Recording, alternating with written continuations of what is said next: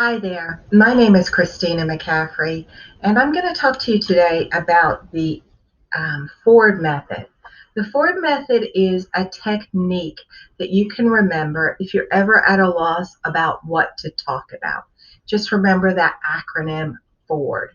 So I'm going to go through it and explain each letter so that whenever you go to use it, you'll remember it specifically. So the first one is F. That's family. So if you have somebody that you're talking to and you want to learn more about them, ask about their family. Even if it's a case of like, where did you meet your spouse? How many children were in your family of origin? Where are you in that line? How many children do you have currently? That sort of thing. So family, anything related to family. How's your mom? That sort of thing. Anything regarding family. The second thing is O, and that stands for occupation. This is a really good thing to talk about. If you're at a meet and greet, a business meet and greet, it's always good to ask the other person, oh, what company do you work for? And how long have you been there? What's your role there? How long have you been in that role? Have you thought about moving on to something else? There's so many different ways you can go with the occupation. The third R is recreation. So that is, what do you do when you're not working on your downtime? What do you do in your downtime?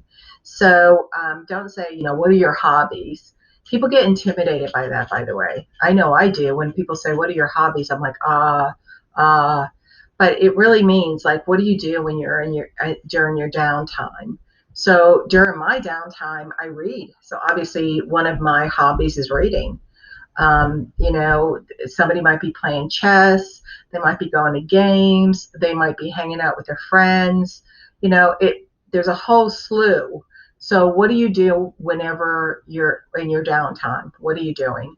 Are you planning a vacation? Where was the best vacation you went to? Are you planning a big blowout vacation after COVID? A lot of people are doing that. It's really kind of interesting to me. They are. Um, and then this last one is dreams. Dreams. And actually, if you are talking about the other three, you'll start to pick up some of the dreams. So you'll hear somebody say, oh, I work as this and this, but I really want to get a promotion. I really want to become a project manager. I'm doing this work right now, but I'd rather be a project manager. Or I'm going to school to learn how to be a nurse or whatever it is. Or my dream, if I had all the money in the world, didn't have to worry about money, my dream would be to just travel around Europe, that sort of stuff. So dreams are important. And then the more you learn about all that stuff, the more you learn about them and the more you can connect with them.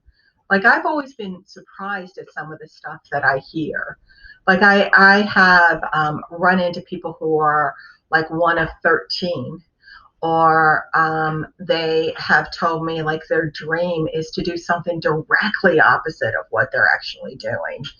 Um, you know, the other thing is that you can ask on that is, what did you want to be when you were a kid? Were you trying to be like the fireman or the teacher?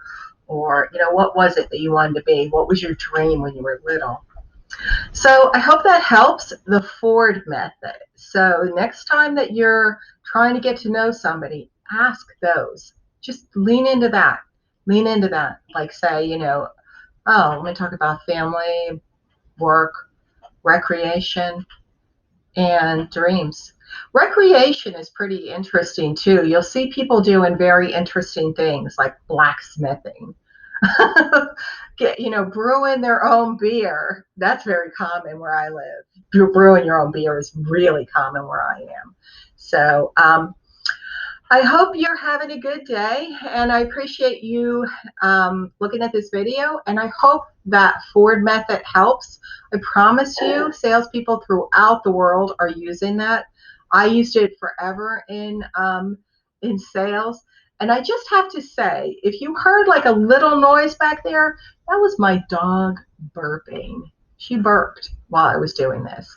And I'm not going to record again. So there, you're going to hear that burp. She is like, she's really the cutest little thing. If you ever did, she's not little, she's 70 pounds. She's really cute. But man, she will burp like there's no tomorrow. She burps like an old man. It's crazy. Anyway, I appreciate you looking, and I look forward to talking to you sometime, hopefully. Take care. Bye bye now.